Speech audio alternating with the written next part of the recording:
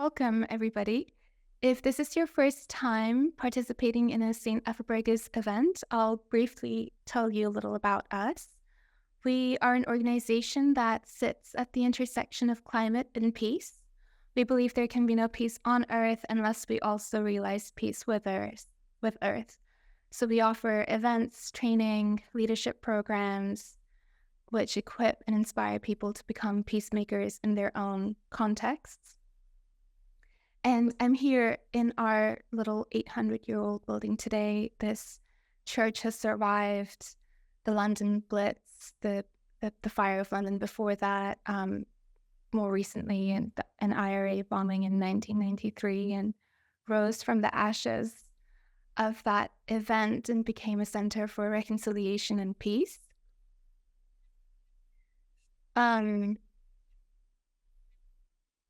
So welcome, and if you're ever in London, please do pop in and say hello. You can enjoy our courtyard garden, our Bedouin tent, or ancient nave.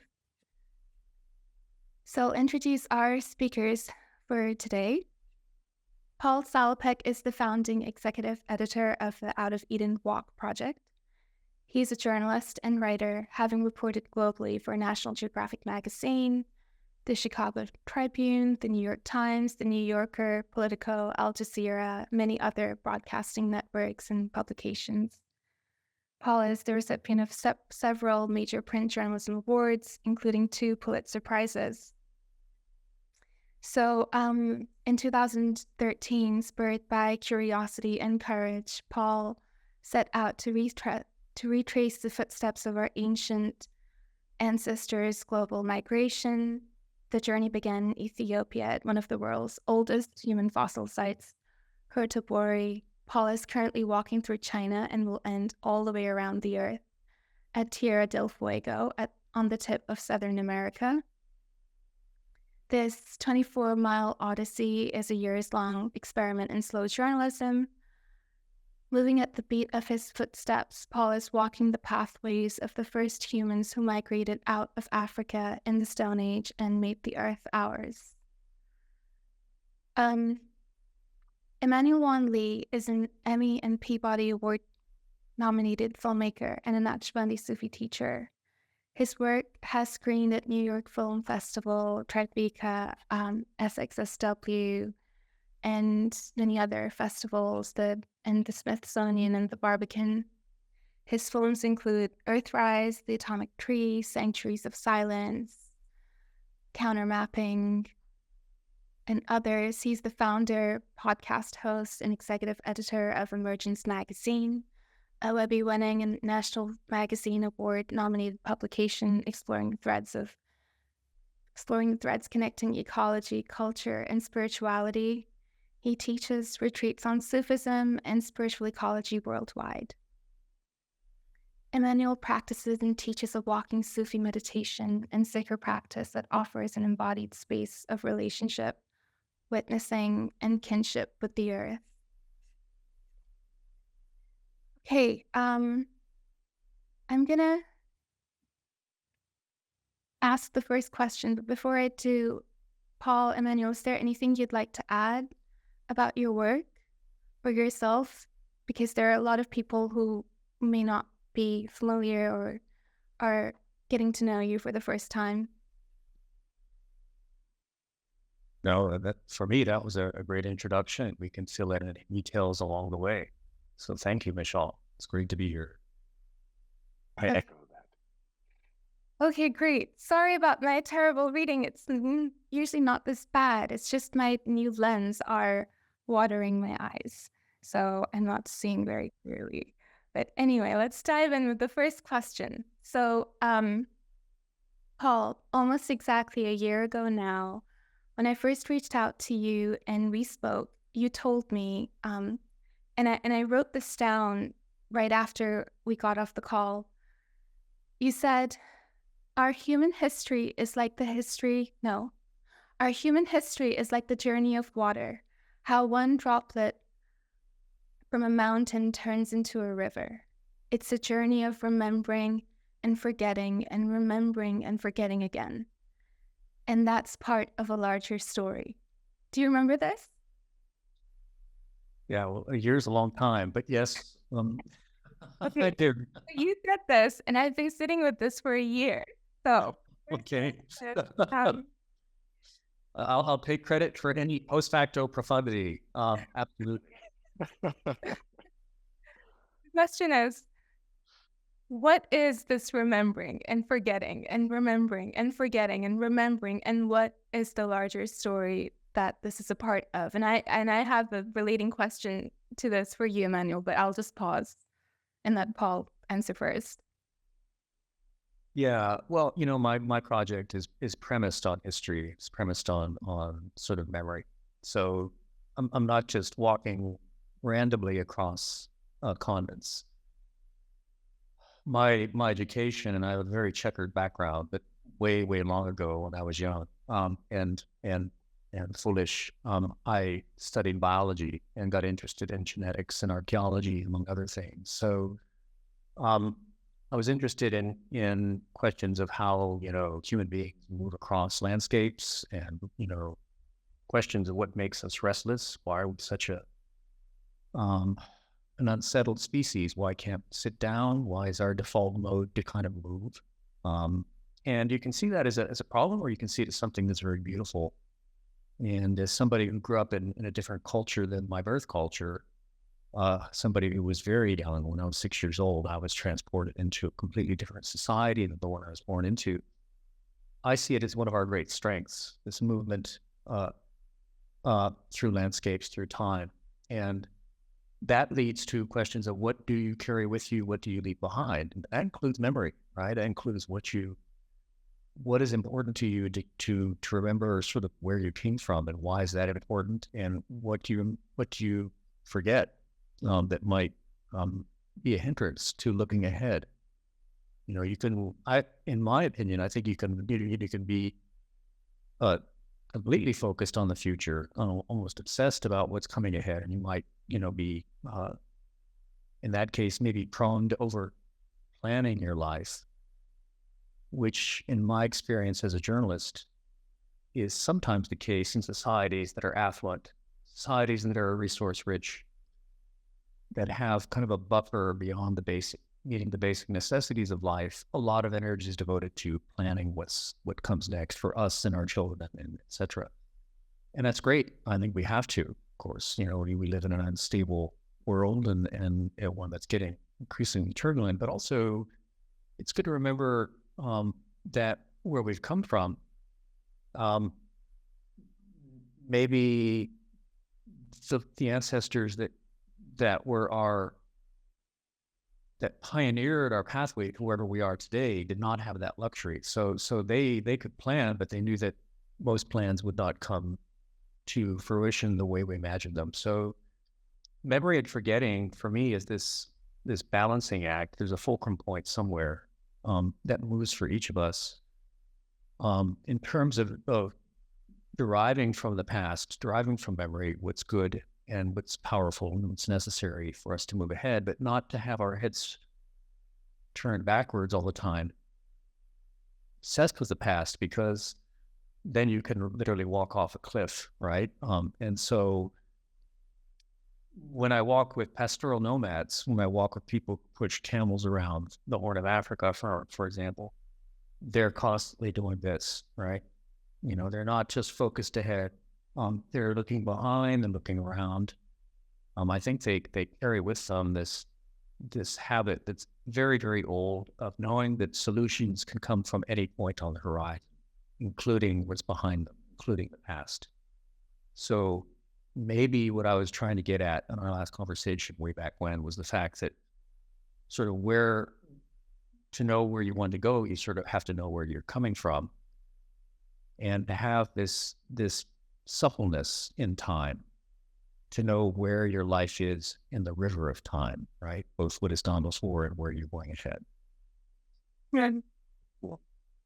Okay, thank you. So when Paul shared this, I thought of the journey you made, Emmanuel, with the Ganga River.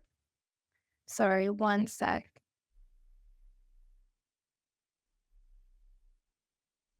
Okay. So this journey you made from the source of the Ganges, where the first droplets form, to the end where the river meets the ocean. And I just remembered that. I think you did that for Elemental. And did you have any similar insights about remembrance and forgetfulness, or this comparison that Paul makes to the journey of water being like that history of remembrance and forgetfulness? But that's not the main question. That's just something I was curious about. The interesting thing about that journey was that the weather dictated how that unfolded, and the plans were to start at the source of the Ganges, where you hike up to 17,000 feet from Gangotri to this glacial mouth, the cow's mouth, it's called, and then follow that 1,600 miles all the way to the Bay of Bengal. But just before we were about to travel up to the foothills of the Himalayas, there were torrential rains that washed out the roads. And we had to switch our plans and start in Delhi and make our way to the Bay of Bengal and then go back to the source.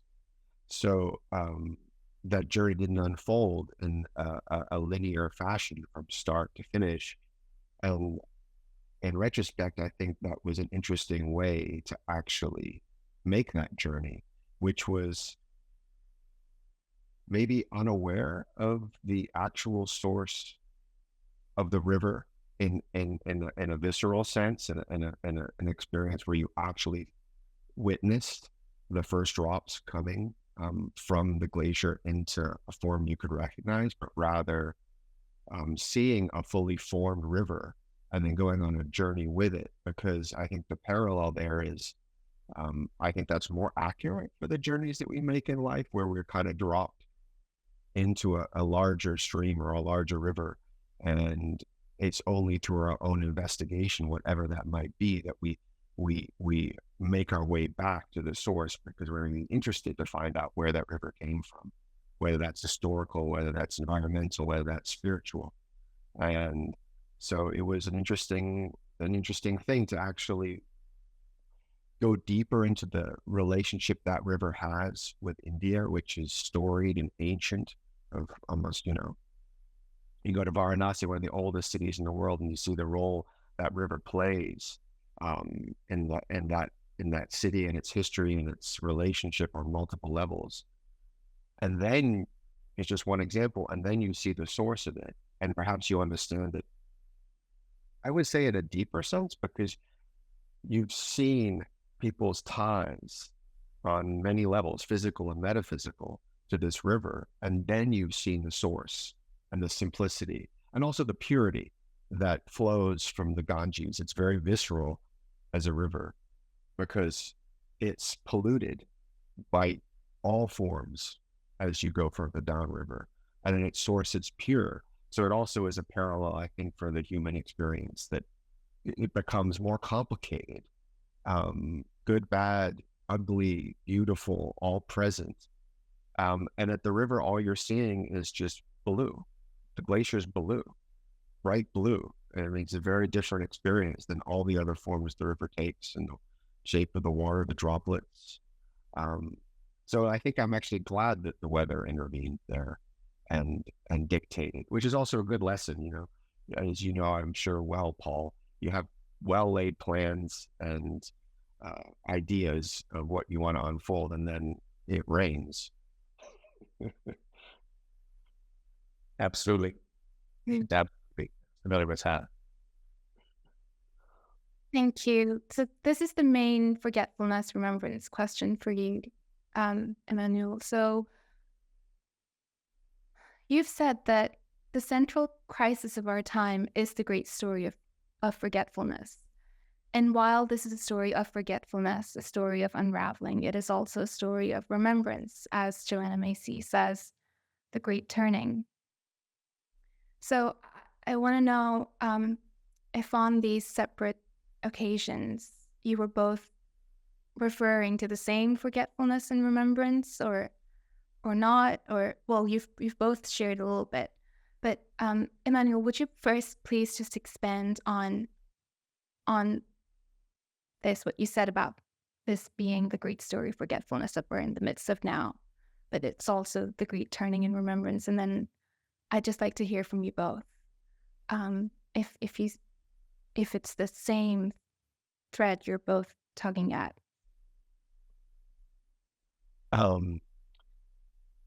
What I was sharing there is something that I've felt very strongly for a long time and perhaps deepened into as well as the years have gone by. In some ways trying to unravel the threads of the crises we're in, the poly crises we're in that are environmental and social, political, economic, and many others, to what the root might be. And for me, I feel that root is a crisis of separation from the living world, and an understanding that we are, in the most simplest way to explain it, that we're all one, that we are part of a living, breathing earth, and that we have forgotten that fundamental, essential truth that was something our ancestors experienced on a very physical level and also a very spiritual level. And that as modernity has unfolded, there have been some things that we have forgotten that are very essential, like this relationship that we share with the living world.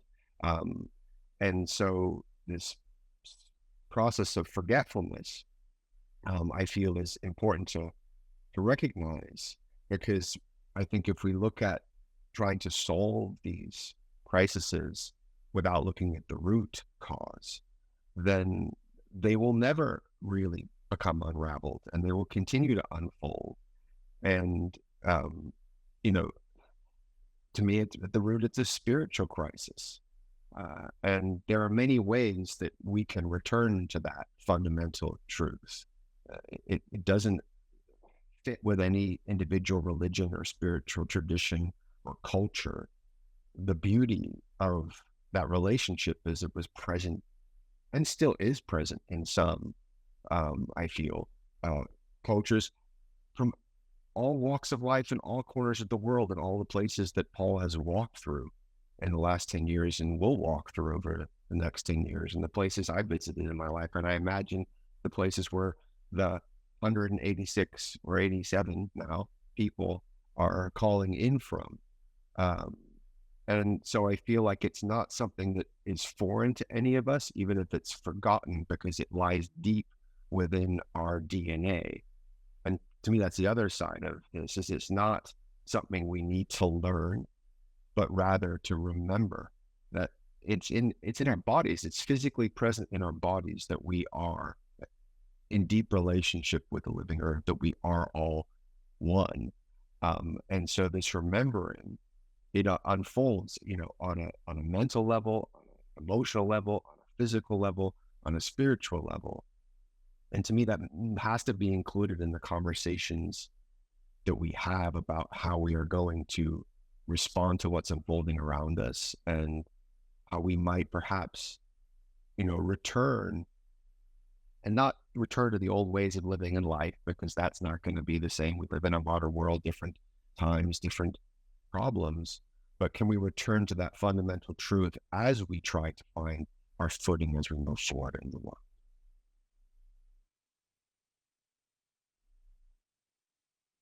Paul, would you like to add?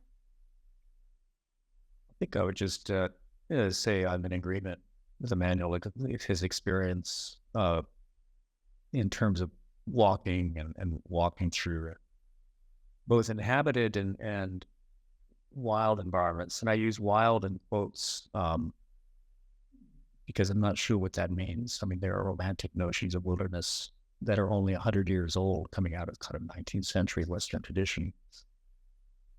When in fact, if you do go back deep into history, human beings have been almost anywhere that's habitable for not just hundreds of years or thousands, but for tens of thousands of years. I find the presence of people, and therefore the presence of human memory, to be integral in natural landscapes.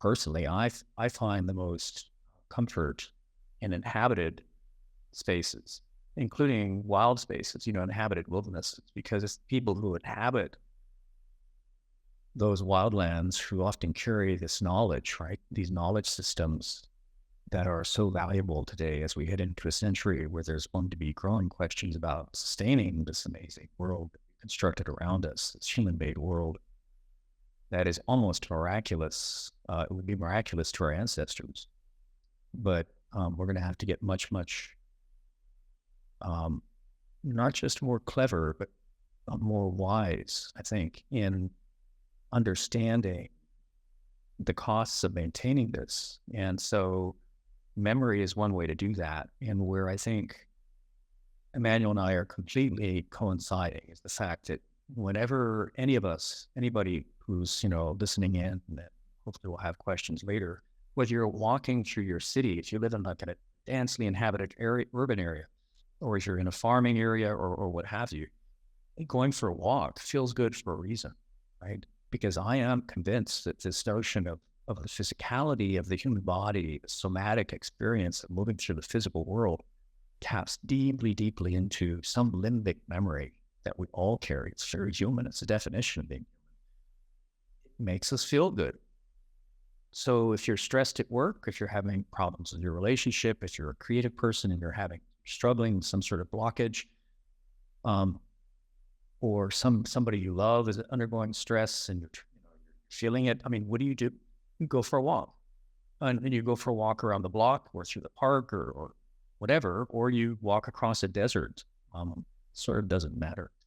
And so this notion of our connection to the natural world being embedded in us, I think it rings very true to me. It's one that my walking partners across cultures, and I've had my project is not a solo project. It's extremely collaborative. My walking partners are storytellers in their own rights, artists, visual artists, writers, poets, scientists, mountaineers, students, teachers.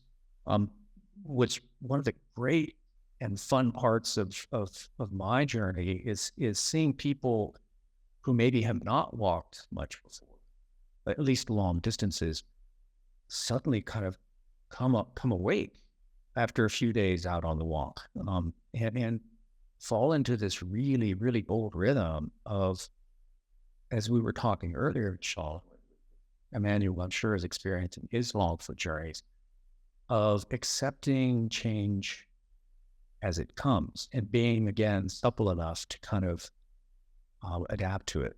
You don't know when you're out walking long distances where you're going to spend the night, or at least I don't.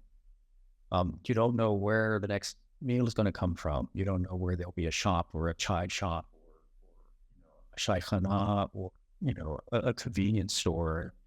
You just have to kind of rely a little bit on serendipity and experience. And I think that kind of memory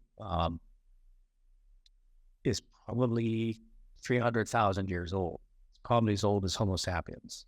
And I think it's our old hunter. It's the hunter in our bones, right? So if there's a Spanish philosopher named Ortega y Gasset that I quote sometimes, and he wrote a book on hunting, whether you hunt or not, his philosophy is interesting. He says, the hunter is the alert man and woman. You are very much awake in the moment. You might be kind of having memories of your life. You might be thinking deep thoughts, but your body is switched on. So it's this really intriguing state of sort of wakeful daydreaming. You're both, there's both an interiority to it, but you're also switched on somatically. And it's this combination that's so remarkable. And I think that myself and my walking partners from many different cultures, languages, and walks of life and careers, I think we've all tapped into it. We all fall into that groove. It's an old groove, and it feels good. That's fascinating. That makes me think that that's when the dichotomy between the inner and the outer world disappears, because that dichotomy came after this split had already happened. Something so old and essential. Yeah, it's here. I mean, it's in your bones, right? It's in the marrow. Wow. Okay, another thing that's in your bones, both of your bones, is storytelling. So, storytelling is an ancient technology and a container for shared witnessing. And in our modern day, this ancient capacity for shared witnessing has become completely mired and depleted in the fast and short consumerist cycles and dwindling attention spans. Emmanuel, you have said that you want to tell stories that could be read long after you're gone. Just like you, Paul, you've said that stories coming out of the Out of Eden walk will be read long after you have hung up your boots in Patagonia. So you're both exercising slow storytelling, and you both want to show the interconnections between all the great stories of our time. And neither of you have a deadline on your attention. Sorry that if that sentence makes sense. Like you're not unlike many who work in the field of media. There's no deadline for how you attend to the world, to what is important, and there is this unconditional attentiveness. So the question is, when you bring this unconditional attentiveness and this time-dilated approach to stories, I wonder, is this healing? Like, does this heal our relationship to storytelling and restore it to a more essential form? Is that how you see it? Is that the intention? Do you experience it like that? What does this evoke for you? Emmanuel, you want to take first stab at this one? What my first response is maybe there, although I don't know your work as well as I would like to, Paul. I know I followed you for 10 years and read some of your work prior to your journey, across the world on foot. But I know there's a lot I don't know. But I feel there is a parallel, especially after the conversation we had last month for our podcast at Emergence. And so my own work is that I don't think of stories in isolation from other stories, both in my own work as a filmmaker and the work we do at Emergence, even though each one of those stories might be based on a very different experience, a very different relationship with a person or more than human being, a place. I view them in relationship to the other stories that have come before and the other stories that will come after, perhaps because I view my work and the work we do at Emergence as part of a large story that has many, many, many voices, many, many, many chapters, many, many forms of expression that might be a conversation that one has with someone that never finds its way to the page, or it might be a very formal medium that is published and expressed. One is not better than the other. They're all part of a shared experience that support each other. And going back to this question you asked before about forgetfulness and remembrance, I view stories, and I've used this metaphor quite a lot, as threads. It's actually the editorial tagline of Emergence is exploring the threads connecting ecology, culture, and spirituality, because the threads connecting those very general frames of how we look at our relationship with the world are connected through story. That is the most ancient psychotechnology that human beings possess. It's been the foundation of every one of our cultures, small or large, lasting or impermanent. And when this story becomes so disconnected from its roots, it can become very unstable. And I think this instability that we're experiencing is also an instability of story that has become unmoored from the foundational roots of connection. And so I look at the stories I've been drawn to tell as a storyteller, and the stories that Emergence invites many voices to contribute to are really an attempt to understand that unmooring and to hopefully try to, in honestly very small ways, individual threads, reweave a connection back to something that was severed, or to support the voices of those who have held on in the face of adversity, tremendous adversity, to those threads in the midst of the storm that we're experiencing. So it's an ongoing, unfolding, multi-tiered relationship. It's very alive, but I think it's really important not to view stories in isolation, because I think that's part of the problem of the current climate, and there's stories that are designed to entertain or to create conflict in all sorts of ways, and split people apart using very divisive forms of interpreting the power of story as a technology, because there are right stories and wrong stories, and storytelling can be a very dangerous tool, as we've all experienced and are seeing unfold around us. And so it's also about right storytelling. What is the right storytelling?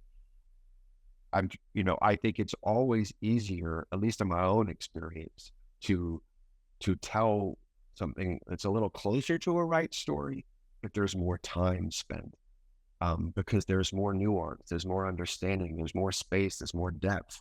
How can you capture a human being's experience in 5 seconds, 10 seconds, 500 words? But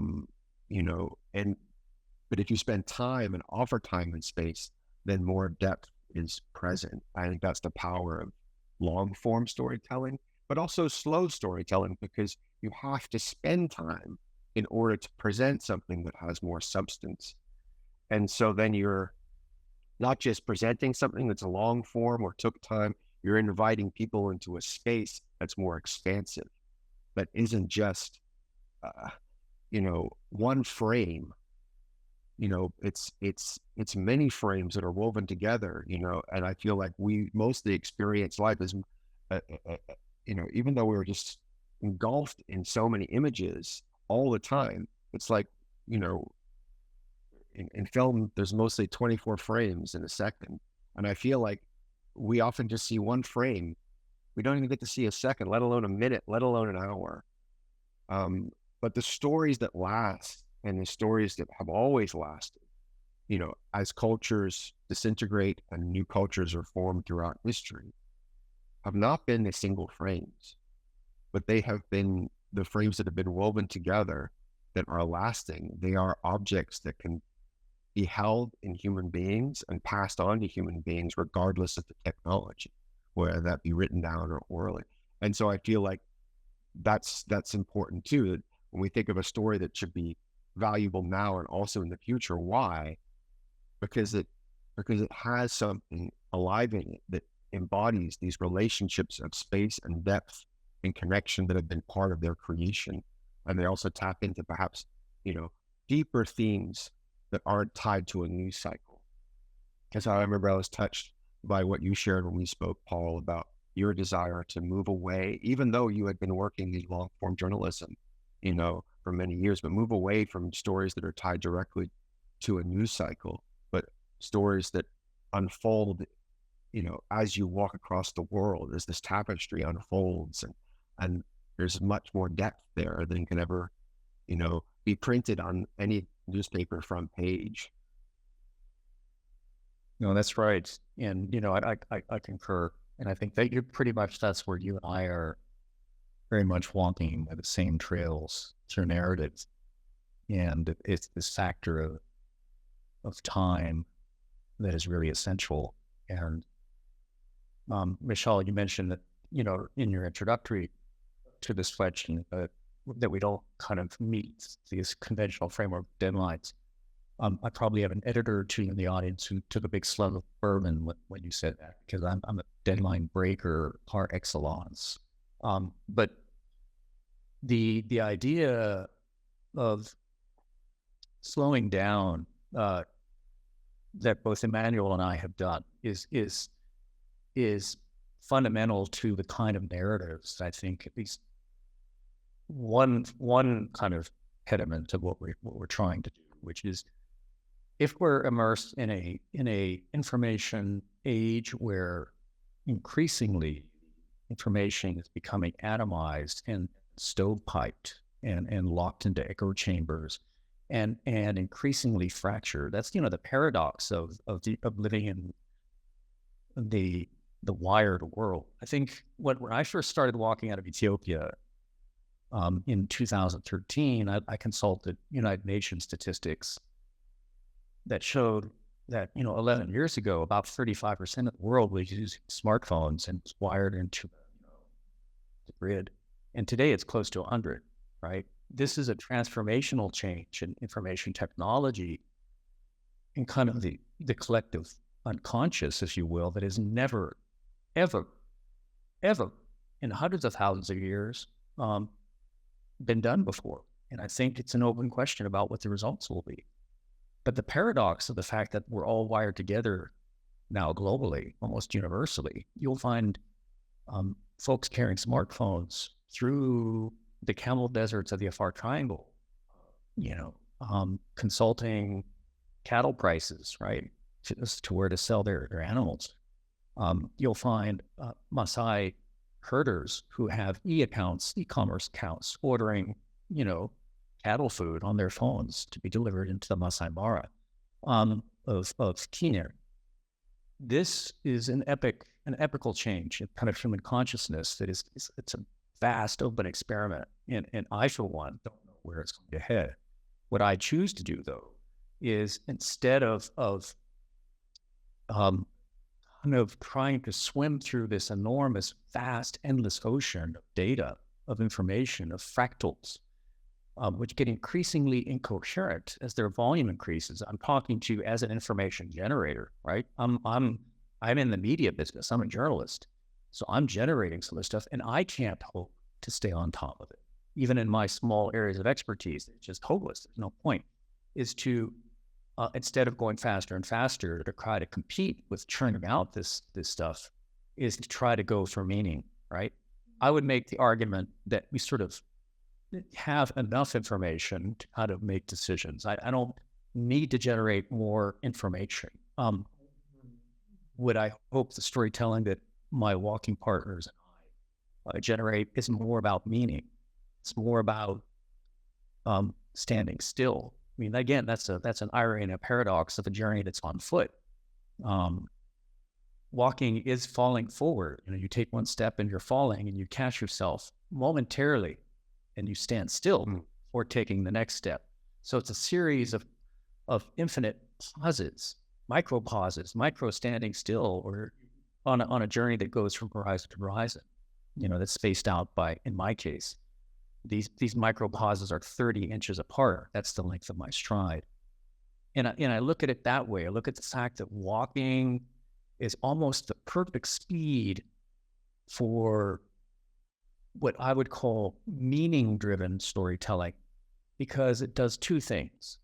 It slows me down enough to immerse myself in the daily lives of the people that I meet and encounter along the way, spending a few days in a village here, spending a few days with a farmer there, enough to garner the kind of emotional subtlety about what is important in their lives.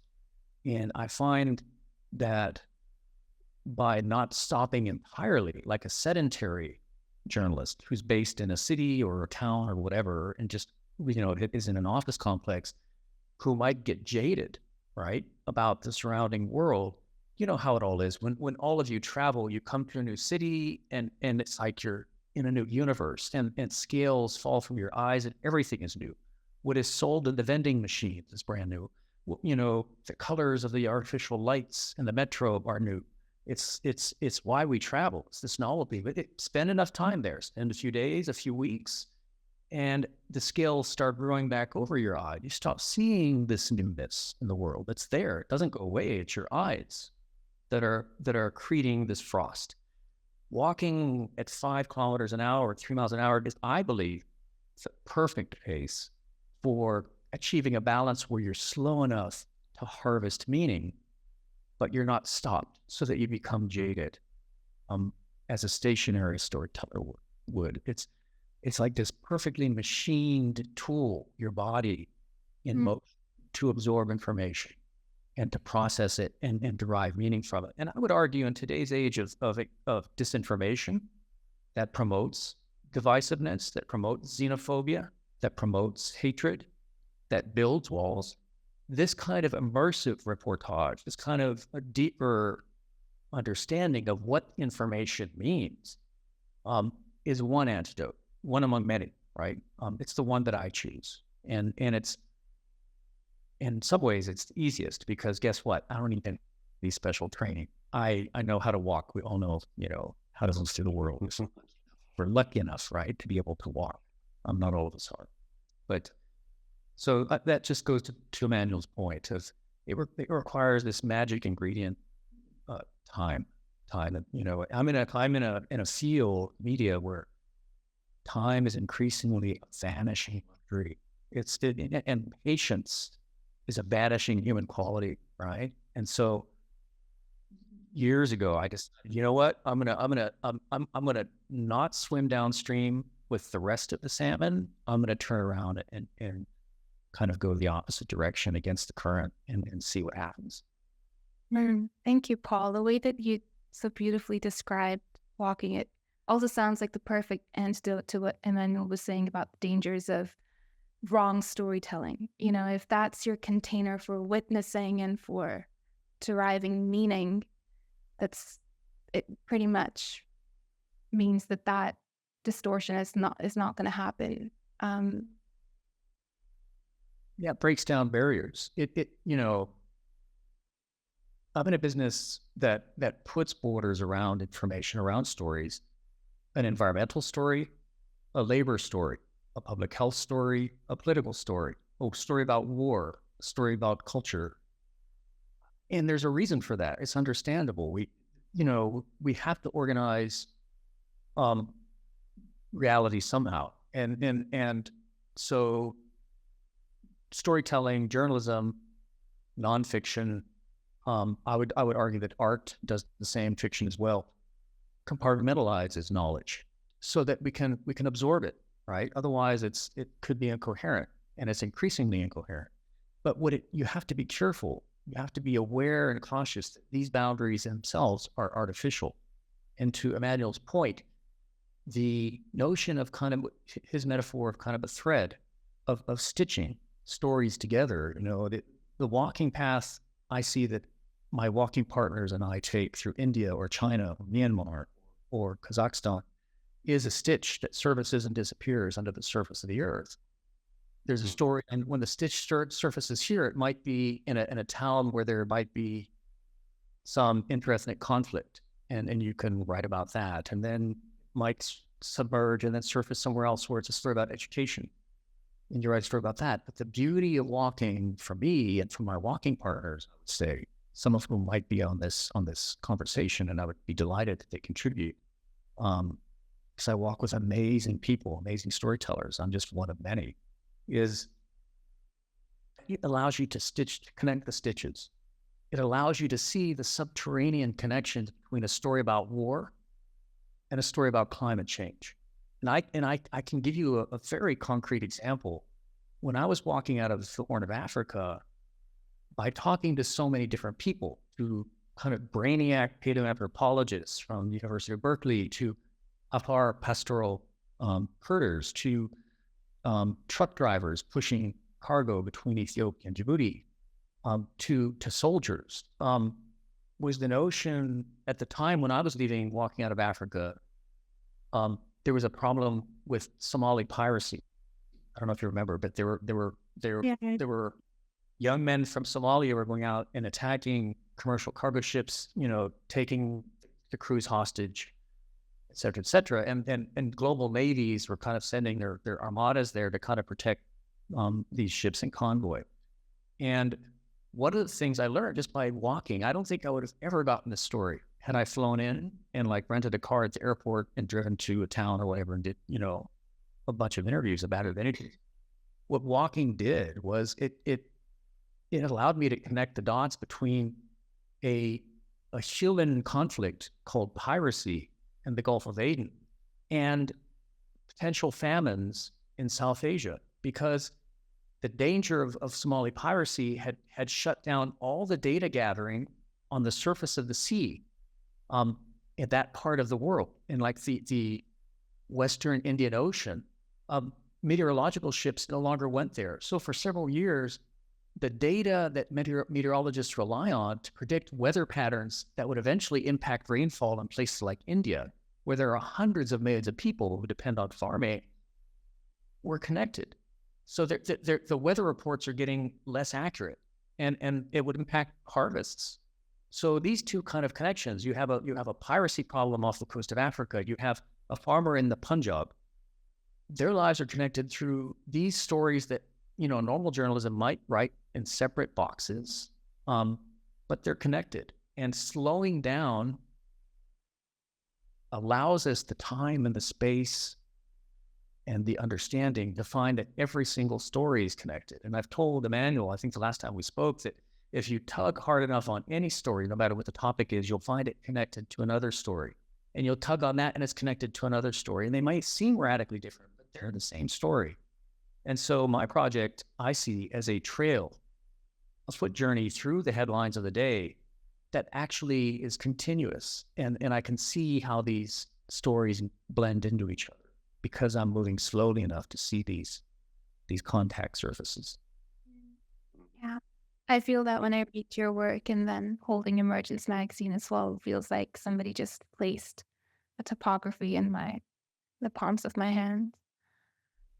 What you just said nicely segues into this next question. So today is Holocaust Memorial Day.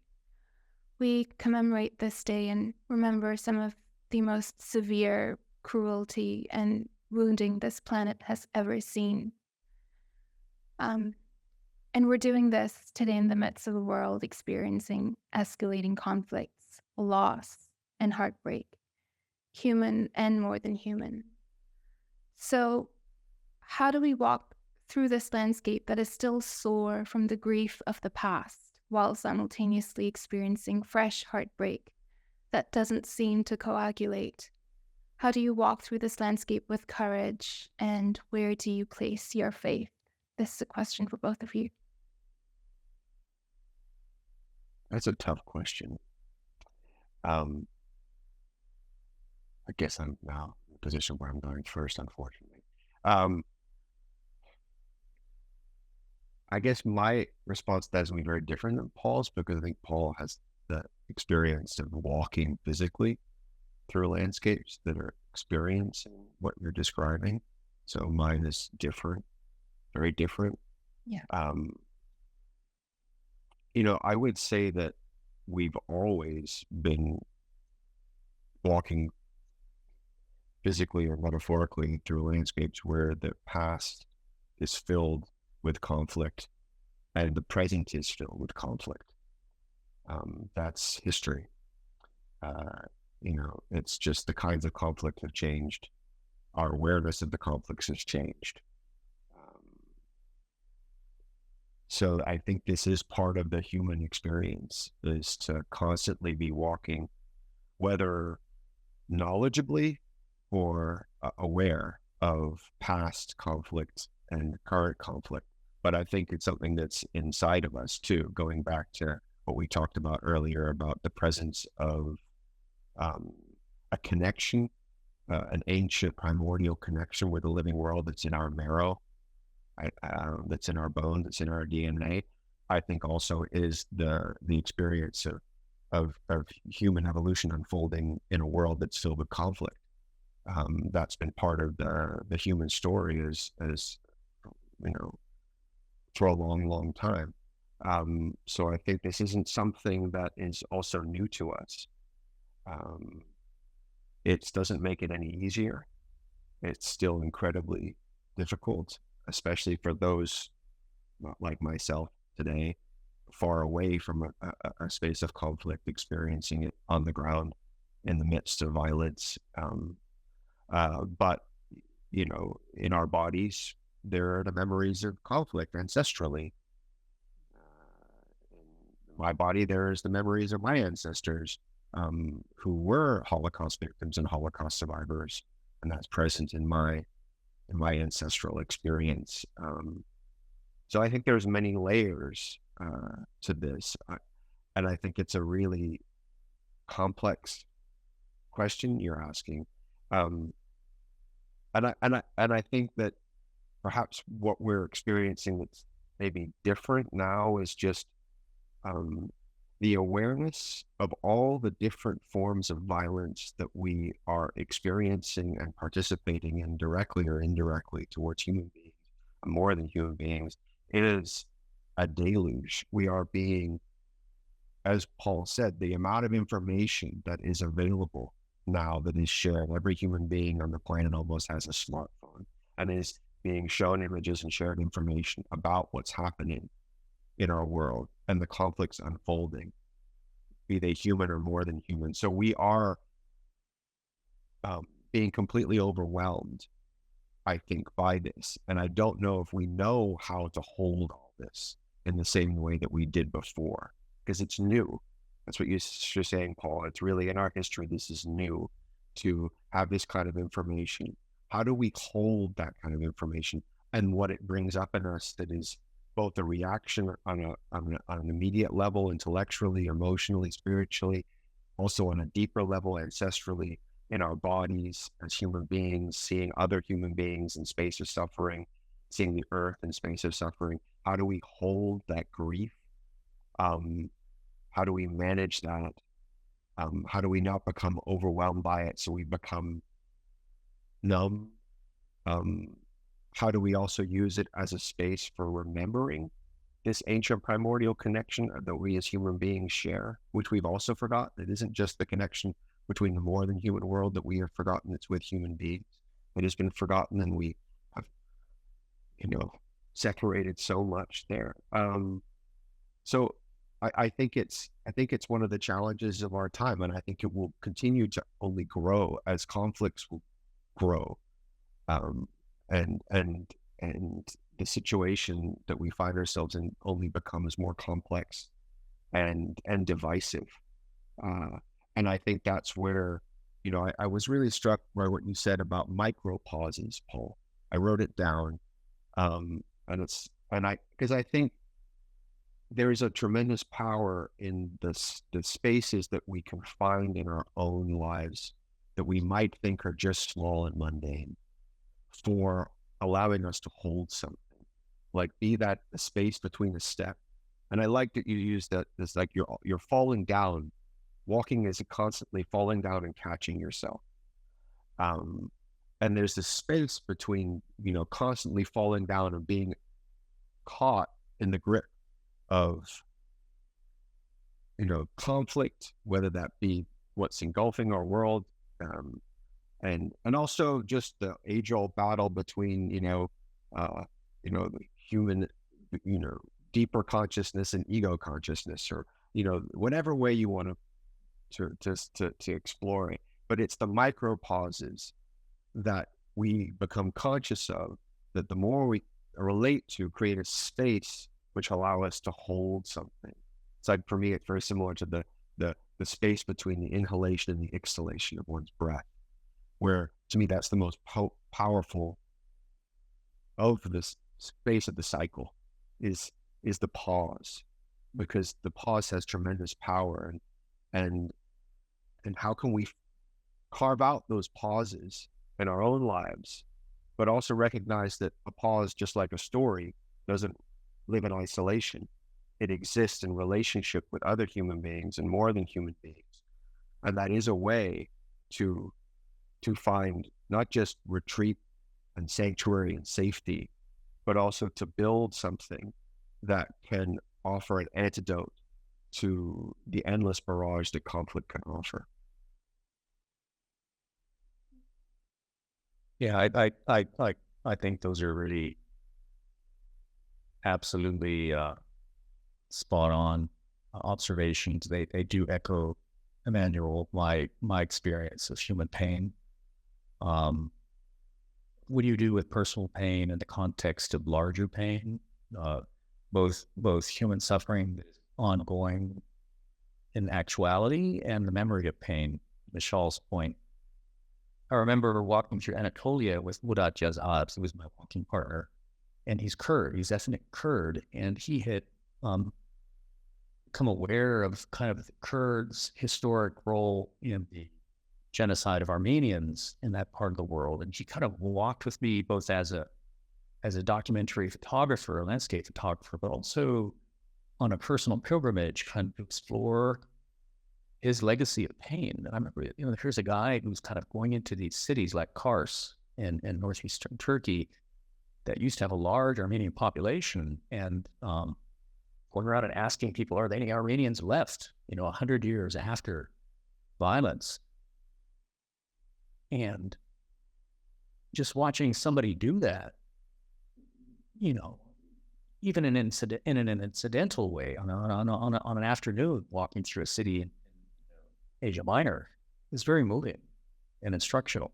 And I think that's sort of Murat was kind of teaching. One way to go about this is that you can have your own journey through your pain, but you also have awareness of kind of historic pain and ongoing pain. And you situate yourself within that to do the best you can to do good works. And, in his case, Murat's case, he was trying to use that legacy to through his art. He's a beautiful landscape documentary photographer. And, you try to think, there are examples that are all around us. I'll give you one from memory. I was an Africa correspondent, and I covered a terrible flood in Mozambique in the year 2000. Many thousands of people perished. And I was sent there. I flew there, doing emergency kind of reportage. And I remember standing at the airport in Maputo, the capital, and there was a UN official who was supervising flights coming in, bringing emergency food supplies and emergency water because the water was polluted with bodies and not drinkable. And he was complaining about young people from rich countries, from North America and Europe, showing up in Maputo along with these emergency aid flights, kind of clogging up the airport with a backpack on, college students, saying, here I am, I want to volunteer. What can I do to help? I saw this on CNN, I saw it on the BBC. And he was very cynical, very sort of angry. He was saying, these kids show up, and what they don't realize is that to sustain one of them, I have to use the resources that could get, 20 Mozambicans some relief, because they're just not really equipped to come and do emergency work. They require middle class kind of conveniences to function in this environment. And of course, it's impossible not to agree with him. I think he's of course, and speaking practically, that's absolutely correct. And maybe those students should have stayed home. But on the other hand, what's wrong with trying to, jump on a plane and fly to Africa? If that's your impulse, I think the impulse is correct. Maybe the thing is that you find neighbors next to you who may not be in Mozambique, but who might be in distress, and you apply that empathy and sympathy locally, right? This old adage of kind of be aware of larger context, be aware of global context, be aware of global pain, but act locally, right? Where you can best do good, where if you know how to move through a middle class environment in a wealthy country, the maze of it, how to navigate it the way a Mozambican would not, then you should probably work right there in your neighborhood. But the impulse, I took issue with this aid worker's cynicism. The impulse was good. And there's nothing wrong with feeling that kind of empathy. The only other comment I'll come up with, which is a little bit unrelated, but it goes to Michelle's, is this notion of pain lingering in landscapes.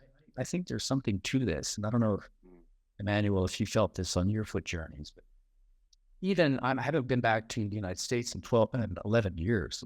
My walk is continuous. And I left U.S. in December of 2012. But I remember I was born in the American West. I was born in the Mojave Desert of Southern California. And I still had family, come and visit them, sometimes take road trips across the American Southwest. And there's this notion of like, I had this feeling, driving on I-10, Texas to California along the border. It's a landscape that when I would stop, as busy as the highway was, it still rang with absences. There were absences reigning in the deserts that were not silence. It was the absence of the people who had been there for 12,000 years. It was the absence of 62 million buffalo. And at the same time realizing that it was only absent because I was not aware that they are still sort of there, kind of in a ghostly presence of past life history hangs over landscapes the way weather and patterns. And I think that's one of the great things about learning. It's one of the great things about talking to local people. That's one of the great things about listening to local people, listening to their stories, is those silences then get filled. And what seemed to me like a void was actually a void inside of my head because I hadn't educated myself, right, about Indigenous history. So I think this notion, it's a good question, and it's one that I think as a writer is really interesting to explore. As the world gets faster and faster and busier, is that what we miss, I would argue, in places that seem monochrome, in built landscapes, in suburban landscapes, in modern cities of glass and steel, or in industrial farmed areas that look like they're built mainly for machines, not in big. We don't just miss the novelty and the surprise and the comfort of a hand-built world. We miss history. We're living in historyless geographies of nowhere, and it's very lonely.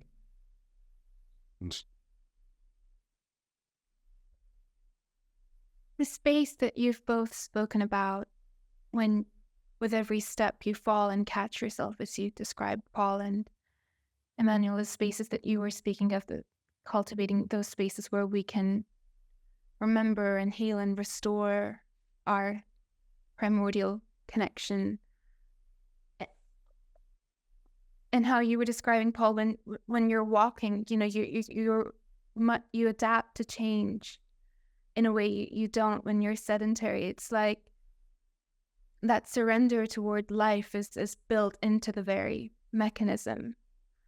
And so beginning that healing work with all of these geographies of nowhere, the term you just used. So cultivating that space is absolutely crucial for this, right? Let's say. So 2 more questions, and then we want to take questions and contributions from the audience. Okay, this is a weird question, and I was like, Michelle, don't ask it. It's too weird, and you don't know how to word it right. But my curiosity is really getting the better of me. And if it's too weird and out there, just, tell me it's strange, you don't like it, and we'll move on to the last question, which is more sensible. Okay, so I've been thinking a lot about gravity, right? So like how light is celebrated around the world, throughout cultures and spiritualities, like it's everywhere in prayer, and you often hear love and light together. And in my personal, devotional walks, when, I do the walking practice too, with remembrance and more, gravity is like this quality and this force of the earth that I've been feeling more and more intensely. And sometimes when I would prostrate, like I used to do it as like bowing down before something with a capital S, but now more and more that's not the case. It's like I'm bowing down into gravity, not using it to bow down before something, but like, and it's not that it's bowing down to the earth. That wouldn't quite be accurate either, but rather it's like this, it's like a gateway. And Paul, when you and Emmanuel were in conversation, you spoke about, when you can be silent enough inside, it's you can hear the cogs of the earth. You can feel the earth rotating underneath your feet. And again, that's made possible by gravity. And gravity is such a primal force of the universe. It's older than light. The only reason that light travels and it's getting to us is because of gravity. It's like it's this ultimate kind of container. And so what I found in my walking practice is that, sure, you're cultivating this relationship with the earth, but it's not just this like umbrella term for, yes, you're just cultivating a relationship with the earth as a whole. Like when you have a relationship with a human being, you get to intimately know their qualities, right? And so the question for you both is like, when you're walking and silent, and there's a really strong relationship between silence and gravity. So when you're walking and you're silent inside and you've given all your attention to every step, and you're cultivating this relationship with the earth, but are you also rediscovering these primal qualities of the earth, the earth's silence, so that makes everything else possible, and the gravity is or maybe it's not gravity or silence, maybe it's other qualities for you, but I would love for you to share, like, are there these tremendous ingredients or forces or these ancient qualities that you've begun to rediscover for yourself?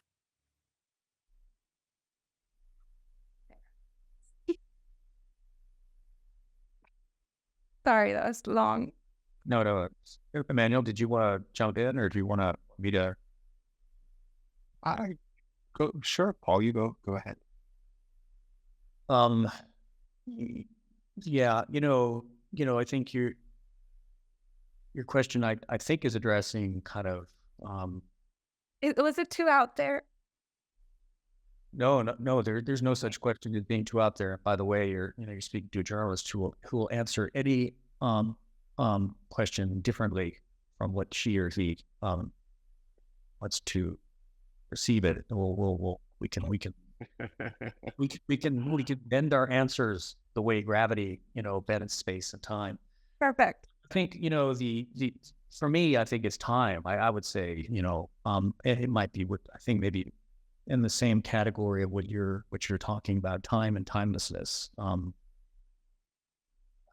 think when I'm walking for long periods of time, thinking about stories, I'm always thinking about stories. I do a lot of my work when I'm walking, right? I'm working on stories. Walking is my sort of office. I do notice that being outside a lot, I spent most of the last 11 years outside, which is what a huge privilege, a humbling privilege. This whole project of mine is humbling. I'm extraordinarily lucky. Time and timelessness come to mind, in the sense of tapping into the realization of just how ephemeral much of what I'm seeing is, including on special moments, fleeting moments, on certain days.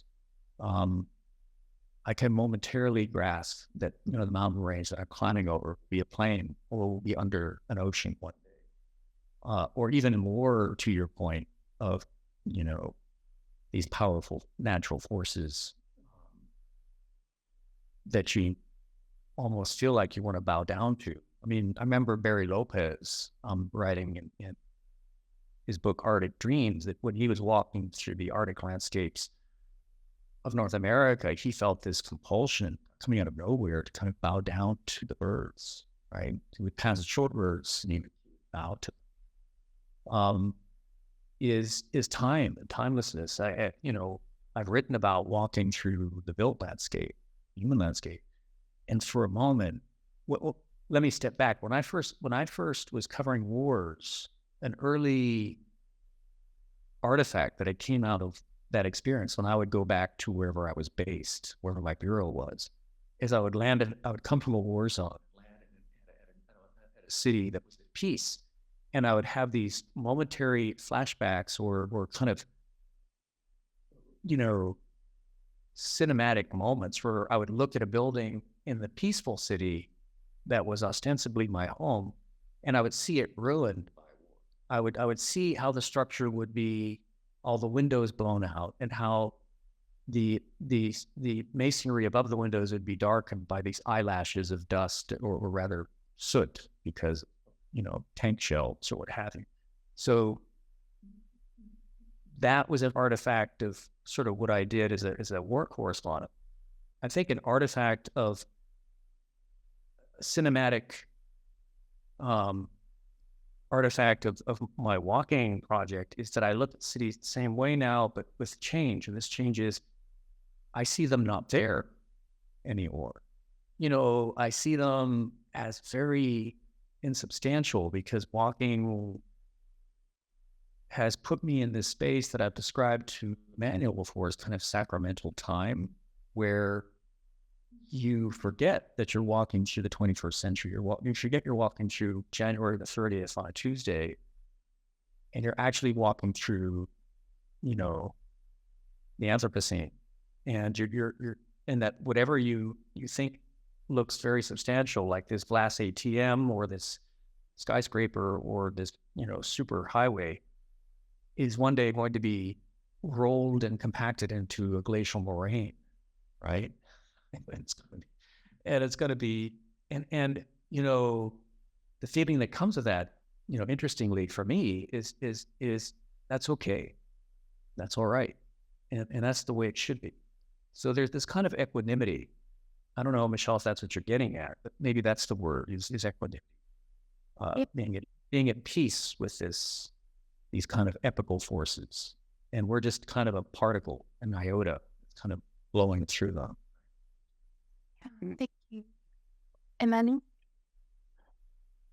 One of the things that I find so powerful about walking, and again, my experience is very different than Paul. I haven't done long walks. Honestly, I haven't gone on, more than, my life, more than, 2-3 days of walking. And for many years, it's short walks, an hour here, a couple hours there. So I'm not a hiker that spends days out on, trails. So my experience is maybe, more like most people, I think, experience walking potentially.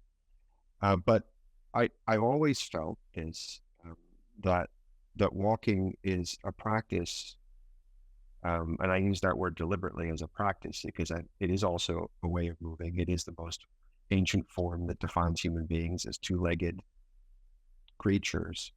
But I think it's also a practice because it can be used consciously to cultivate a certain awareness, or in response to your question, Michelle, silence and space. And I've thought about that a lot over the years, about the cultivation of silence and space through the practice of walking. And I think that's something that I haven't experienced personally, but I imagine happens naturally. And you talked about this, Paul, of when one walks for long periods of time, that process unfolds naturally. The silence almost gets beaten into you as each step you take becomes day, week, month. The expansiveness that is beyond a limited self starts to permeate, and you feel it. And so that sense of silence and space becomes something that you experience through walking. And maybe you're no longer projecting your experience of Emmanuel walking through a landscape or Paul walking through a landscape onto what you're doing, but rather you're just there in a space and in the present moment with this permeable relationship to what's around you, which is silence, but not in the way that silence is often described as the absence of noise, but really the presence of something that is greater than us, be that more than human, be that mystical, be that God, however you want to think about it. And so I think that's also something you can do in a more conscious manner too, which is why I've been drawn to walking. And I think it's something you can do, whether you walk for half an hour or an hour or a day or many days. It's ancient walking, and there's power to using ancient ways of being or technologies, if you will, just like the breath. And one step in front of the other with this space in between, just like this, because it's a cycle. Walking is a cycle, just like breathing is a cycle. And cycles are very powerful if we step into them, because they don't end. And when they don't end, they can create momentum. And when momentum is created, it, just like when a wheel spins, it has a centrifugal force that grows around it. And I think that same thing can happen at 3 miles an hour at the beat of one's human heart, whether you walk for 10 years or you walk for 10 minutes, if one's intentionality is there. And the building of that space can happen over time too. And then one can step into that space more easily. That's why I feel like walking is a meditation if one has that intentionality, and why it's also been used as a practice in traditions around the world, because it has this primal power that is physical, but then taps into something more ancient and can bring you beyond the physical experience into a larger physical experience and also a metaphysical experience through this cultivation of silence, where one does experience what you're describing. Gravity is a force which is it pulling? Is it pushing? What is it doing? But it's taking you away from a limited experience towards something much greater, perhaps. So I think there's tremendous power. And I also think that no one owns walking. No religious faith says this is our practice, nor could they ever. It's beyond any form at all. It's formless, actually, and it couldn't be simpler. You fall, as you said, Paul, over and over again, and you pick yourself up. And there's tremendous humility in that, to even think of it like that. I'm just constantly trying to correct myself from falling to being able to take another step, an opportunity to step into a space that's outside of myself. I don't know if that responds to your question, Michelle, but it was a good question. Yeah, I agree. And I think just to elaborate on Emmanuel's point about the cyclical nature of this experience, I remember walking with a walking partner, Manal Himidan, through the Hijaz of Saudi Arabia, this desert on the Red Sea coast. And she's a daughter of the desert, and she was having a wonderful time. And I said, what do you like about this? And she'd been many times out in the desert before. She said, for me, the best part of it is that there's no destination. We don't know where we're going today. And so you are in this, it's a cycle that could be both eternal, but it also could be within a nanosecond, right? And I think it's that kind of expansiveness that Manal was talking about that just made her, she was just beaming, she was smiling across the desert. Gosh, I remember that reminds me of this phrase that came to mind after we were done talking for the first time, and it just stuck with me as ancient as time, as new as the moment, and it evoked that. I have one more question about love and listening, but I'm just going to assume that you both do everything from a place of love and not ask that question and just go to the audience, because I'm sure they have a lot of burning questions. And then at the very end, it would be great if you could both share what your walking practice looks like. I should just clarify to the listeners, I know Emmanuel was saying that, he hasn't walked extensively, and you said it's more like the average person. Well, not entirely, because you do have a dedicated walking practice, even if it's just, 10 minutes. So, yes. So after the audience Q&A, before the call ends, it would be wonderful if you could just share, what the practice looks like for each of you, like what's the attitude of heart, the attention you bring to your step, and how do you engage your senses so that people can go away and have a go at it themselves. I have a question for Paul. Yeah. So I go ahead. Hello, I am so privileged and pleased to be with you. I read your article, Planting Feminism, in which you mentioned that as you observe it, the injustice that's really global is the subjugation and subordination of women. And I also read your colleague Camille's article interviewing some of your women walking partners. And I wonder if you would reflect on the parallel between the place of women, the devaluation of women culturally, and the desecration or separation from relationship with the natural world. And I'm wondering if you have any vision of a rebuilding that our relationship with the natural world can be restored as we reconsecrate womanhood. A side question, I also wonder if you've traveled through or been with matrifocal, women-centered societies and seen whether or not their relationship with the earth is different from others. No, these are phenomenal questions, and I wish I were up to answering them completely. I'll do my best. My response will be inadequate for obvious reasons, but as a journalist, if I may bring it back to the level of sort of my area of expertise, I have always maintained that women are the better journalists. It doesn't matter even if they're combat journalists, if they're war correspondents. In fact, even more so if they're war correspondents, because women colleagues have access to the entire world.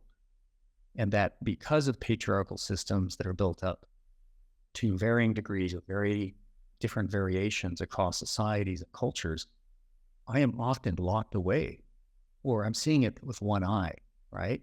And for me to come into a farmer's home in a patriarchal society where the man is controlling my movements as a guest, I can't go into the women's space to listen. Or if I do, there's often a man present, right? Which is what Camille was, and my walking partners know very astutely, is it's often, even when I hear women, it's often mediated through a male presence. So I would argue that women in many cases are the better vehicles for human storytelling.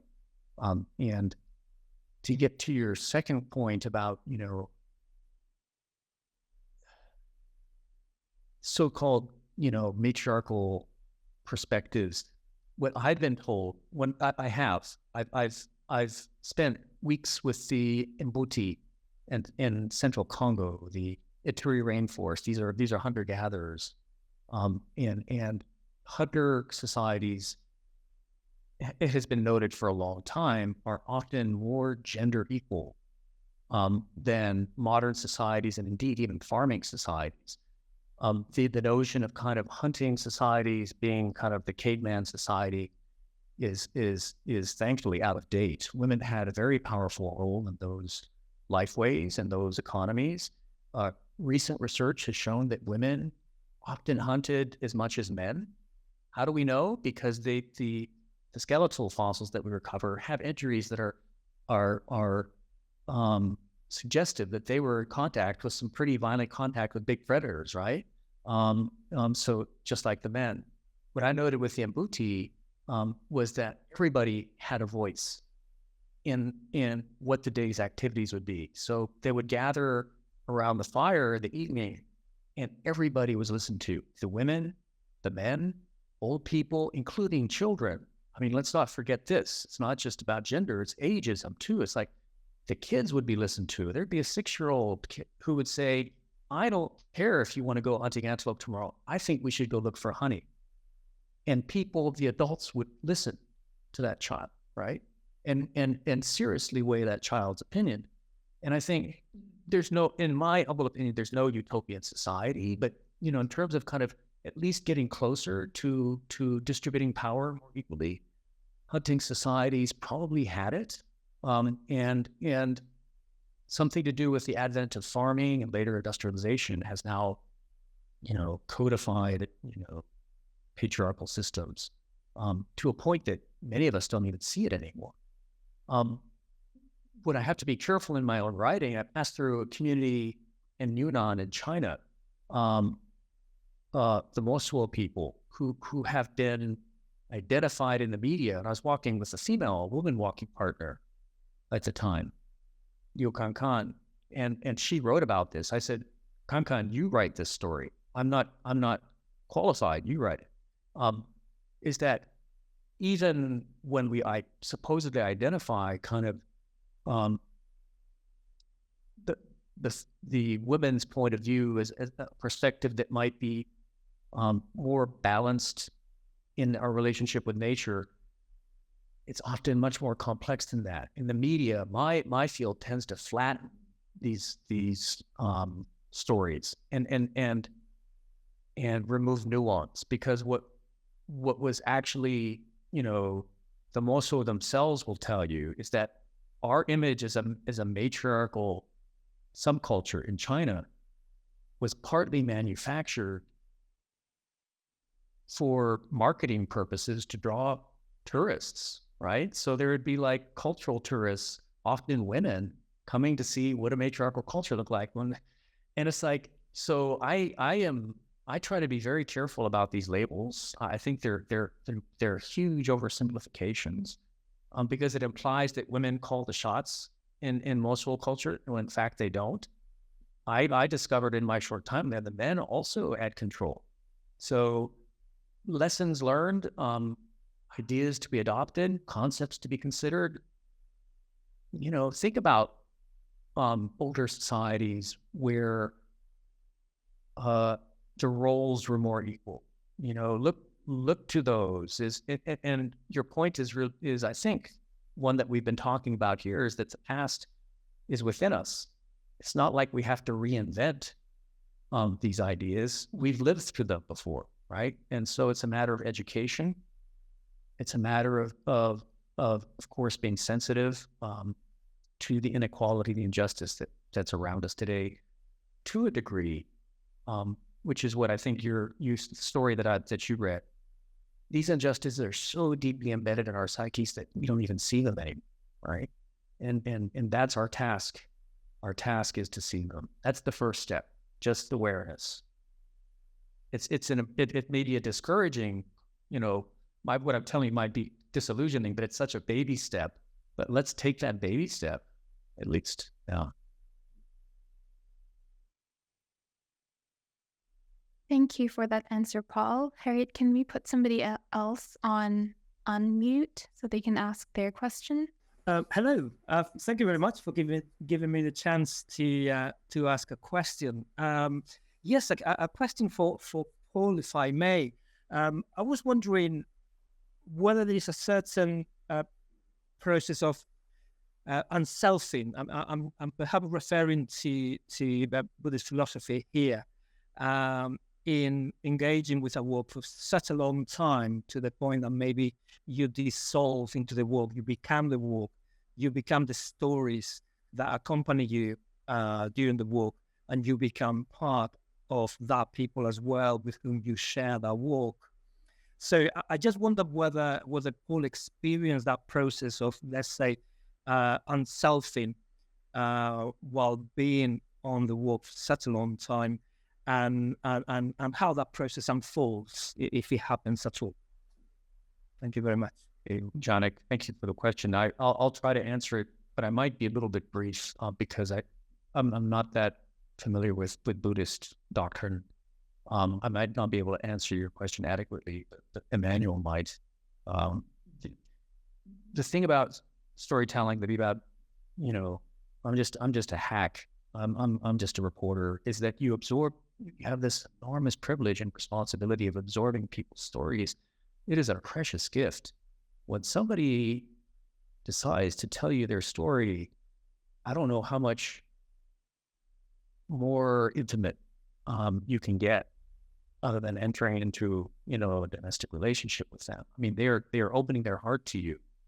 And whenever this happens, and it happens over and over, almost miraculously, I sense a very heavy burden of responsibility. I feel that I have to kind of set aside a part of myself, which might be a little bit in reference to what you're talking about, selfing, to be a channel, right? To be kind of a medium for their story, which could be painful, right? And to be mindful enough to not impose my pain, my kind of biases on their narrative. Their narrative is precious. In my humble opinion, it's almost impossible to achieve that level of transparency. It's probably better ask the notebook or the microphone to them, to let them tell their own stories. And thankfully, that is happening. That is one of the positive. We've talked about the negative things about the technology of the information age. This is one of the good things, is that you don't have 300 international people living in Africa, interpreting Africa for the world, people called foreign correspondents. You have tens of thousands of African journalists, my extremely talented and extraordinarily courageous colleagues who can tell their own stories, right? I applaud that. So that's wonderful to be alive at the time when that's happening. But something I'll throw back to you, and also I'll ask Emmanuel about this in his own sort of approach to narrative, is how much do you unself yourself? I mean, how much guidance from your own heart or your own mind do you insert to somebody else's story, even with the best intentions, to try to help clarify it, to help make it understandable, to help take a reader by the hand and help them guide them through very complicated life narratives? It's a very difficult choice. I wrestle with it with every story. It's not easy.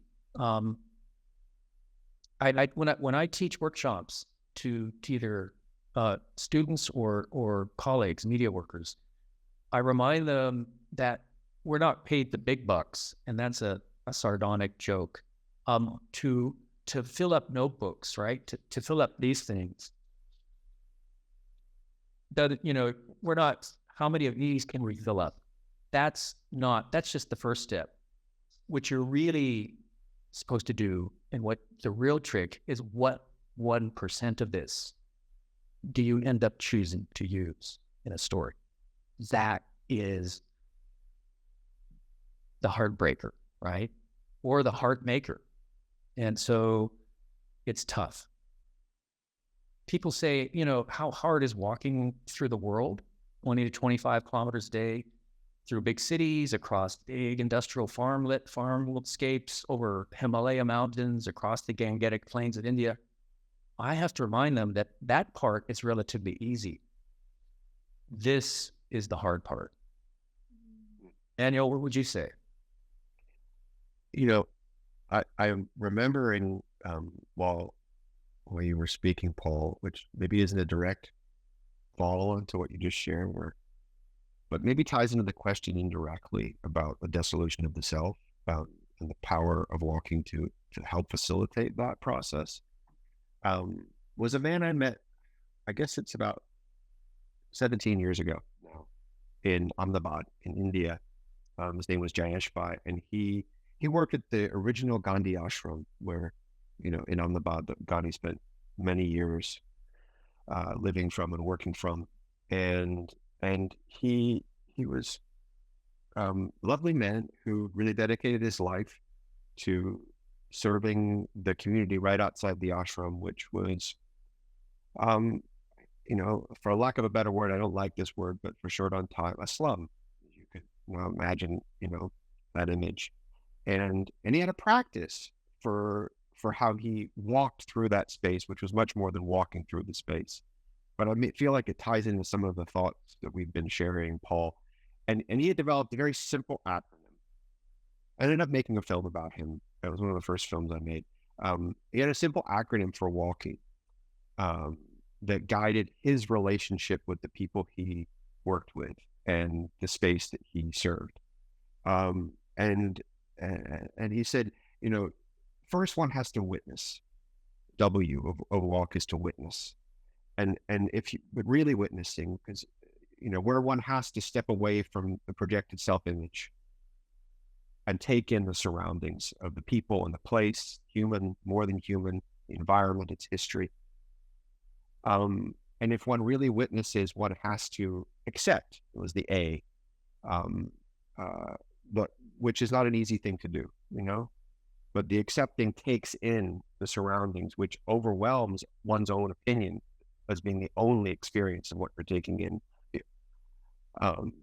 and becomes something larger. So it's starting to, as he would say, soften the self through this acceptance of the experience of what you've been witnessing. And the only way he could say in his experience that he could really process everything he was accepting was through love. That was the L, was through loving all that he had seen, the pain, the suffering, the injustice, the inequity, had to be related to true love. And he's a Gandhian, so he's embracing that philosophy. And so he's walking in the footsteps of a great man in his philosophy and work. And from love, one really comes to know thyself, know oneself, know one's brothers and sisters, more than human and human alike. And that was something that, it was so simple the way he described it. I think he'd done that because he worked a lot with children, and he had tried to talk about the importance of what, of a practice with them. But it's something that stayed with me because it's yes, it's simple, but I feel it kind of also gets to the heart of the power of what a walk can offer to dissolve the self in part, to expand the self as well, to invite a whole web of relationships into your experience, and to also return to something essential. Love, is a gateway, and returning to we talk about ancient technologies, love being an ancient technology. I'm not a Buddhist, but I'm a Sufi. And Sufis talk a lot about love as the primordial essence of creation, the energy that exists behind everything that we try to return to. And that it is only through returning to that fundamental essence will one know oneself, and through that process come to know the world around us. And so that is a process of dissolving the self, but it's also a process of coming to know the self and coming to know the world around us and to see it in a different way. So that story came to me in his words. So I wanted to offer. Jayesh Pai was his name, from Ahmedabad. Thank you so much, Emmanuel. That was so moving. And I'm so glad you spoke about love, because that was the last question. Paul, briefly, and then we'll take a few more questions. Has walking reconfigured love for you, your experience of love?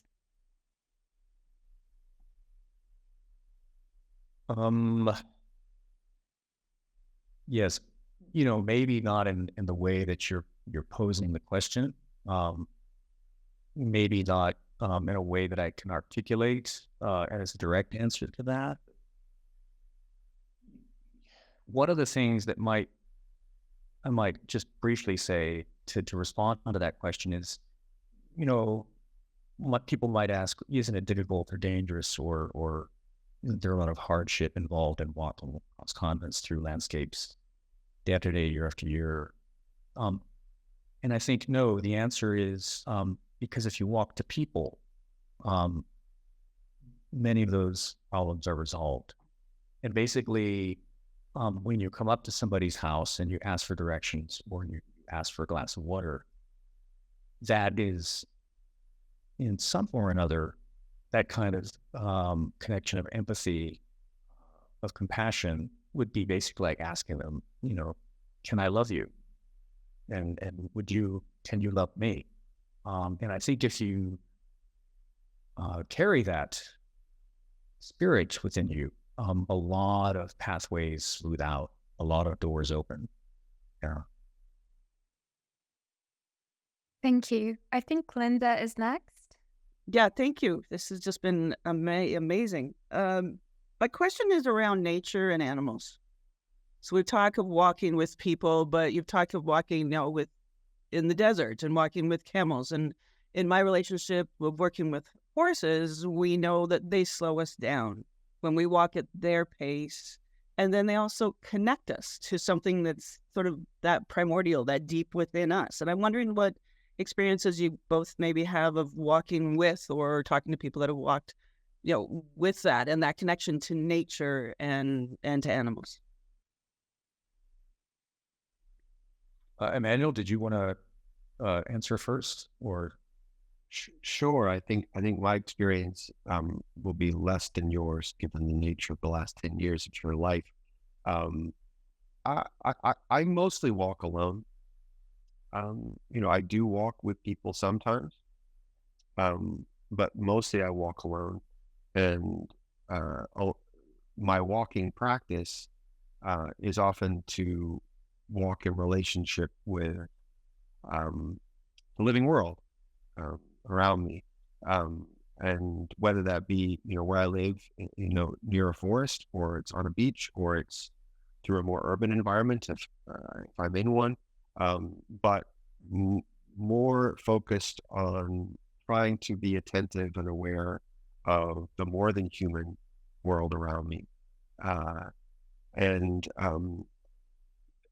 I find it always nourishing to put my attention there, but not in the way that I feel is sometimes not presented as nature as a source of rejuvenation and replenishment, where one goes to walk and bathe in a forest and take in nature as a tool for us human beings to feel better, because we've forgotten what nature really is, ironically.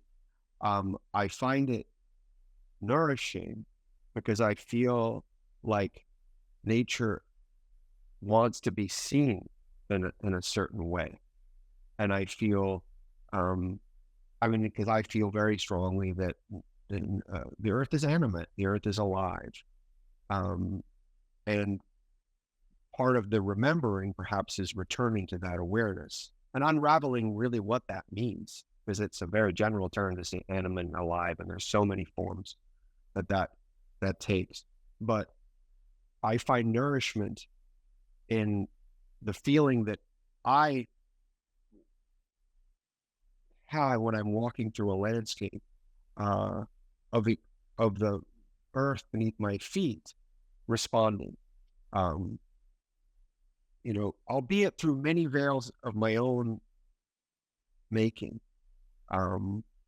but not as a source of, this will make me feel better. And I think that's true. And you mentioned, Paul, about like a walk does make one feel better because it is all the things we've been talking about. But I just feel it's very dangerous to continue the cycle of taking everything around us for our own benefit, rather than to step into a larger space of awareness that this has its own life experience that's unfolding, and we're part of that. And so when we walk, can we return and remember that as well, as a way of going back to the previous question of dissolving the self and becoming smaller and smaller and smaller. The more than human world does it instinctually. Animals do it instinctually. Horses do it instinctually. They don't have to remember. They are in that space of relationship. And part of what I think this whole story that's unfolding around us of separation is trying to teach us is there is something so simple that we can return to, that a walk offers an invitation to, to step into. Sounds a bit of a cliche now, but to step into. The only addenda I'd add to that from my end is that, yes, I've walked with many animals and walked with people who work with animals, not as pets, but as working partners. And on a very practical level for me, it's very instructive and very rewarding, because animals are teachers. Animals, I've written about this, the animals that I've walked with have taught me to understand landscape better. You walk with a horse in a semi-arid environment like the western steppes of Kazakhstan, and if you allow it to, that horse will teach you about how to read landscape in a way that humans cannot. And walking with people who have intimate relationships with animals, like pastoral nomads, is also an extraordinary experience, because there's a dialogue that goes between humans and non-human worlds that is deeply intimate and beautiful. The songs that pastoral nomads sing to their animals as they're walking is a medley of joy and love. It's a privilege to be witness to that.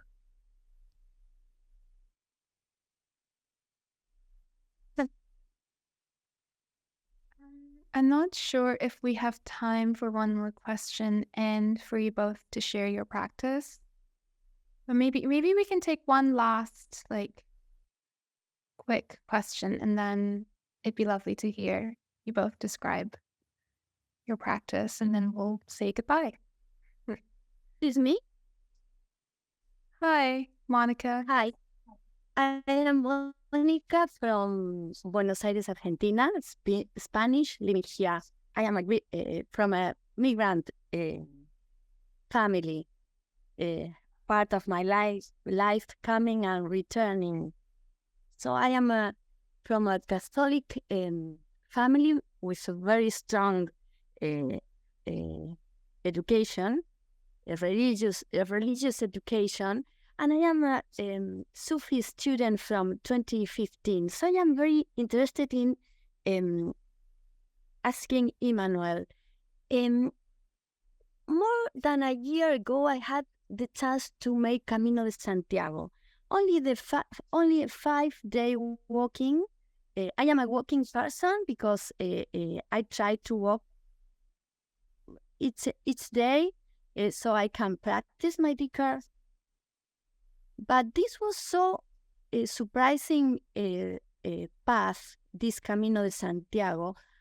I am Spanish, so I have this path has a very commercial, or is very known in Europe now with internet. Is everybody goes to Camino Santiago because the food, the landscape, etc.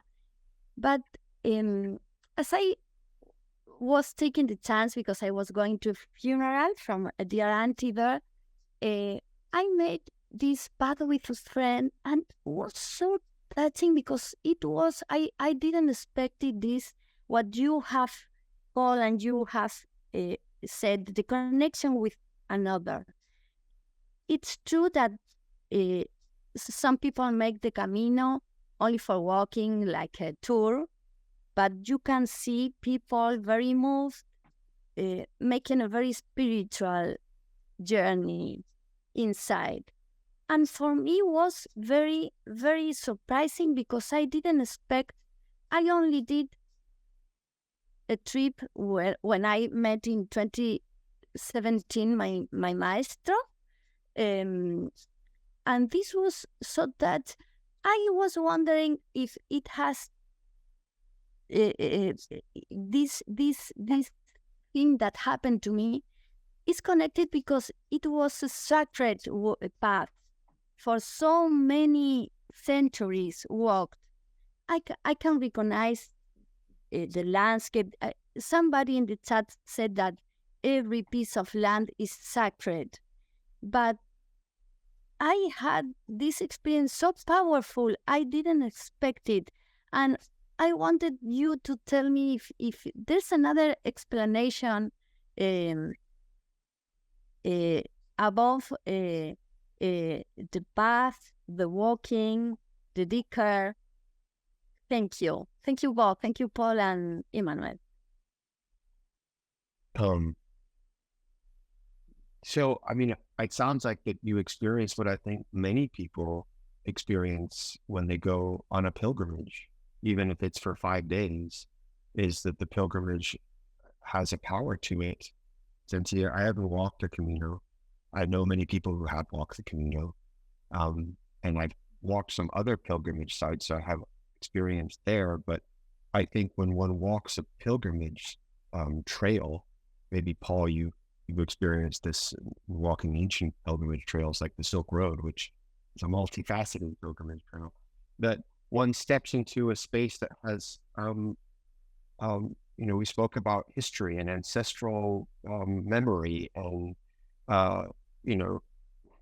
threads of remembrance of people's experience in that landscape, be they religious or spiritual or cultural or commercial. And you said it was commercial. It's been also a commercial space for as long as people walking the Camino too, looking after the people who walk that pilgrimage.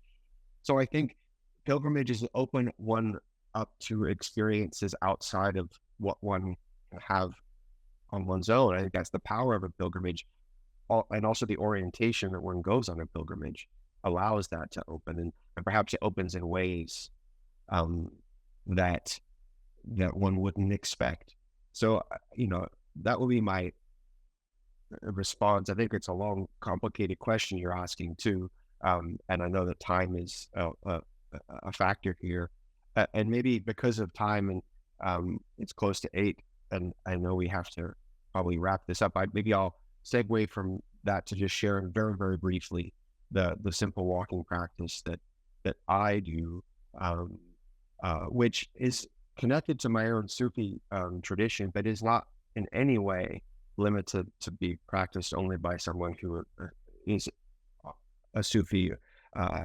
It couldn't be simpler, and it really involves connecting the primal simplicity of walking with the most essential thing that makes us human beyond walking, which is the breath, or makes us alive, I should say, rather than human. It's the most primal thing. Without breath, we don't live. And spiritual traditions have always known the power of the breath and leveraged it in all sorts of ways around the world since time immemorial. And I practice aligning my breath with my step. And it can be done where one takes one breath and one step, but it can also be an in-breath that lasts 3 steps or 2 steps to align with the rhythm of one's natural way of being and walking, at a pace that is comfortable for you, and to find a cycle between one's step and with one's breath, and to allow that cycle to, as we spoke about earlier, to do its work, and for you to step out of the way. And the power of the breath, it's known as a meditation tool to bring one to a space of stillness of the mind, is that it can do that. If one returns to the breath and lets one's thoughts go, then one can step into a space that's bigger than oneself. And with that, one can also be more conscious of the ground one is walking on. Again, when we take away the emphasis of ourselves, but more on trying to get in the cycle where we are still, speeding up the process that Paul has experienced over many years into 10, 15 minutes, 30 minutes, an hour. And then we can be in conscious relationship with the space around us. And what one does with that is really up to you. There can be a prayer that one puts into that space. In my own tradition, that is a prayer of remembrance, a divine remembrance that one integrates with one's breath into this ancient cycle of walking. It can also be an intention of, Mother Earth, I come to be in relationship with you. I want to come to know you. I want to break down these barriers of separation. It can be an intention. It can be a question. It can be so many things that can permeate that space of these bridging of these ancient cycles of the step and the breath. And that's an essential part of my practice, and one that I think has been practiced for a very, very long time. So it is in no way new in any way. Thank you so much. Paul, would you like to share yours? I think Emmanuel's answer it covers all things.